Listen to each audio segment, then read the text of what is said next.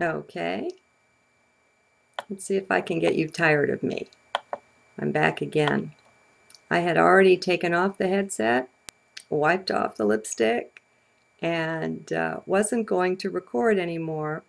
But here's why I came back. Um, I did a video recently, a live one on what is identity or self, what is real, lighten up. And it was fun. It's one of my favorite self-inquiry type meditations. And I have a great correspondent named Troutfish who um, has really traveled the cosmos. And this is the response that he gave. And I'm going to respond to his response. He says, imagine this. The quantum particle is nowhere at all. The things it creates are the vibrational levels out of this invisible thing. Pass the bow across the violin, the sound goes out. You, being a being of nowhere, are the probability field of possible changing as your intent does. Everything being possible within the field, you choose your location via intent.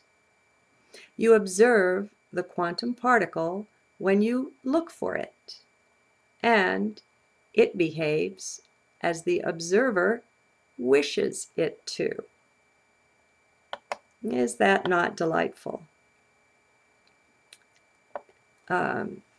He writes, having some real experience of what he says. I mean, I do too, but everyone is different. And all of us have things in which we major and in which we minor. And we probably have sublevels and sublevels beneath that. And so we're all like jigsaw puzzle pieces. We fit together so beautifully.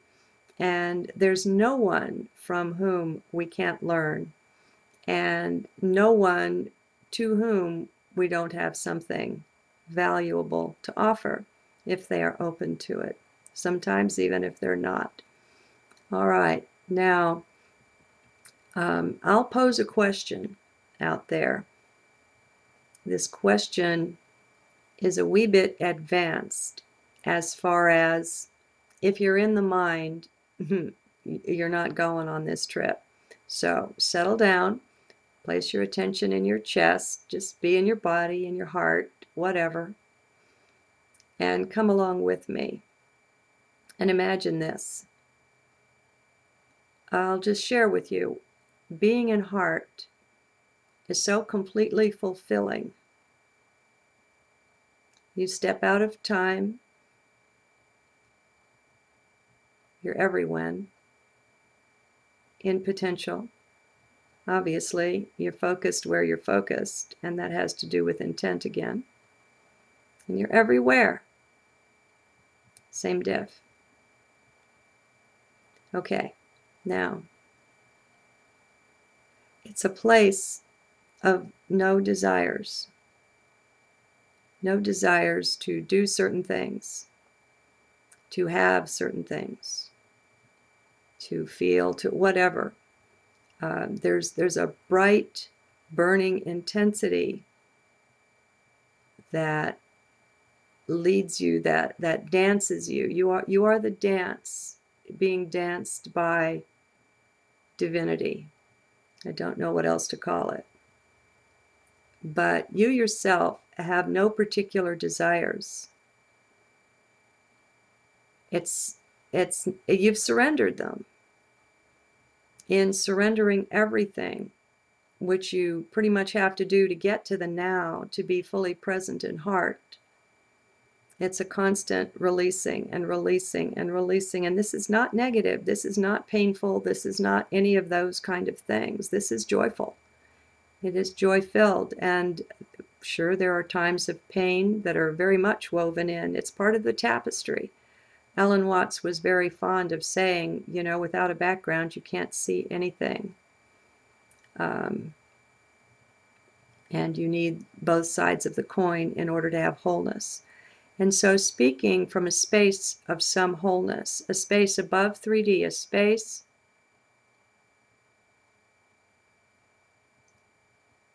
that contains everything.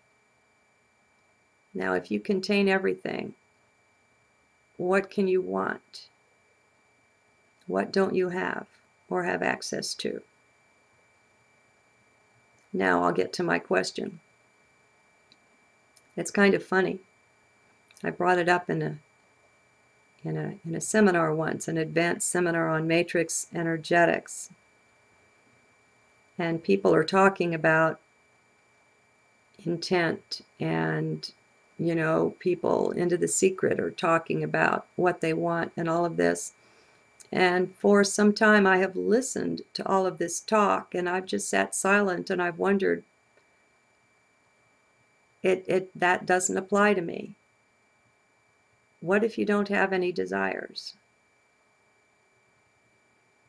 If you have to have intent to create something, I don't know. I don't even know how to phrase my question here.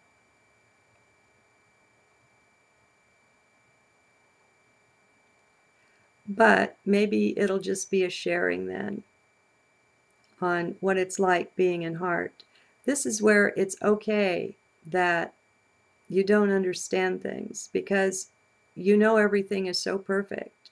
You're in the center of that. And there's just no need for anything that you don't have. And there's some old saying my daughter loves so much. I don't remember its origin or exactly how it goes, but the gist of it is, he is rich who is content with what he has, what she has. There's a real intensity of contentment here. And it's like there's a part of you, words. It's like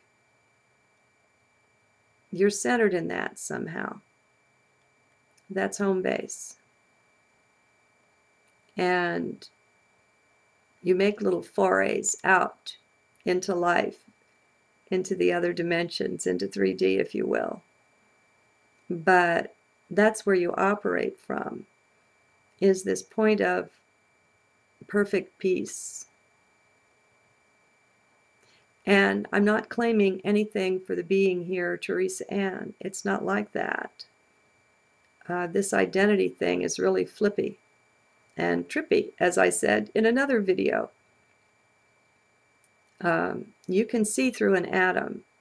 You really can't see an atom. There's plenty of science illustrations that give us the relative sizes of the protons, the neutrons, the electrons, and the distances in between, and it's more than 99% space. It's just empty. And so all your senses are liars. They lie quite thoroughly. And you're not really there.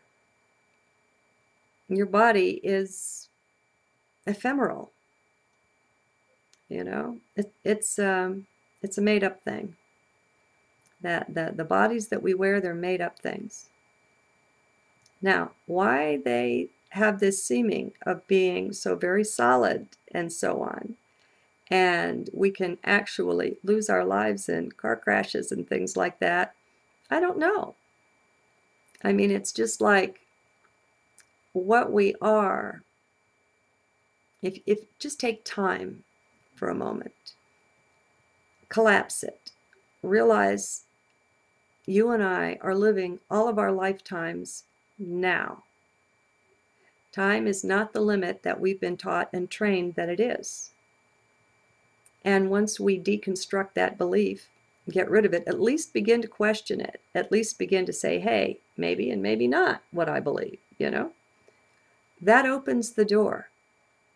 And once that door is open, as I've said elsewhere, all bets are off.